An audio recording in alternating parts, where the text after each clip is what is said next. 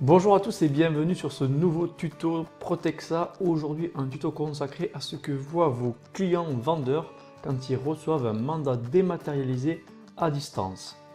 Si vous avez vu ce tuto, ce sera plus facile pour vous de pouvoir leur expliquer et les accompagner dans la démarche. On va donc commencer tout simplement par aller voir sa propre boîte mail comme si on était vendeur et on va suivre les étapes pas à pas pour valider le mandat ensemble. C'est parti. Voilà, donc nous voici dans notre boîte email. Voilà ce que donc reçoit votre client. Donc à l'attention du nom du mandant. Ensuite, donc il y a quelques explications pour le remplir. Voilà, donc je vous laisserai lire ça, hein. Vous avez reçu ce mail car vous allez signer un mandat. Vous devez cliquer sur l'URL, etc., etc., etc. Et il explique aussi qu'une fois, qu'on va envoyer un code SMS et qu'avec ce code SMS, on pourra valider ce fameux mandat. Donc allons-y, on va aller cliquer donc sur le lien comme si nous étions vendeurs. Et voilà, donc on atterrit sur la page du mandat. Donc vous le voyez, on vous propose de relire le mandat, d'accepter la convention de preuve, le fameux DIP que je vous expliquerai dans une autre vidéo. De signer le mandat avec le SMS et une fois le mandat signé par toutes les parties, on en recevra une copie par email. Voilà. Donc on peut faire dérouler le mandat comme ceci. C'est le même que vous avez vu sur le mandat dématérialisé pour le vendeur. Voilà, et donc en bas, vous voyez, il y a marqué « Veuillez cliquer sur le choix correspondant. Les éléments me concernant, concernant le bien, le prix de vente sont corrects et j'accepte de le signer. Je constate une anomalie et je souhaite en faire part au mandataire. » Voilà, donc si le client s'aperçoit qu'il y a un élément qui ne fonctionne pas dans son mandat, ben, il cliquera sur la case du bas. Nous aujourd'hui, on va dire qu'on est OK et donc on va cocher la case numéro 2. Et on va donc aller cliquer sur étape suivante.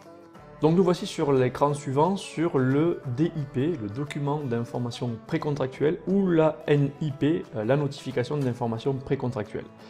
Alors, quels sont ces éléments-là?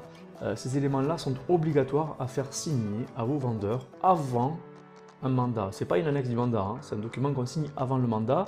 L'avantage donc de passer avec du mandat dématérialisé ou du mandat tablette, ça marche aussi, c'est qu'on va, avec une seule action, nous, proposer deux actions différentes au vendeur et donc il aura ces deux actions, signer sa NIP et signer son mandat par la suite. Et donc là, on sera dans les règles d'aujourd'hui. Donc c'est pour ça que le mandat, comme je vous l'expliquais sur la vidéo de présentation de Protexa, vous permet tous ces éléments-là avec beaucoup moins d'actions que si vous étiez au papier. Donc vous avez donc tous les éléments là, hein, je vous laisserai le relire tranquillement. Et en bas, donc il n'y a plus qu'à aller sur étape suivante. Voilà, étape suivante. Et donc là, on arrive sur une page où vous avez donc le nom du mandant et le nom de l'autre mandant, donc les signataires qui sont ici, avec la convention de preuve, enfin, tous les éléments nécessaires au mandat. Donc on clique sur accepter la convention de preuve et donc signer le mandat. Voilà, et donc là on a la signature de mandat. Donc si vous avez un écran tactile, si le client a un écran tactile, il pourra donc aller dessiner ici, sur cette phase ici là, et pouvoir faire sa vraie signature. Et s'il a un ordinateur comme c'est le cas aujourd'hui, on va laisser signature clavier, et là vous pourrez donc mettre votre nom et votre prénom. Et ça va faire apparaître en dessous le nom et le prénom avec une écriture un petit peu particulière. Voilà. Et ensuite, il va falloir donc demander un code.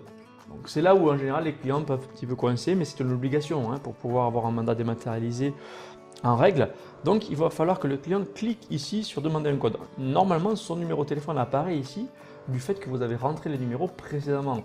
Hein, donc d'où l'intérêt d'avoir rentré les bons numéros.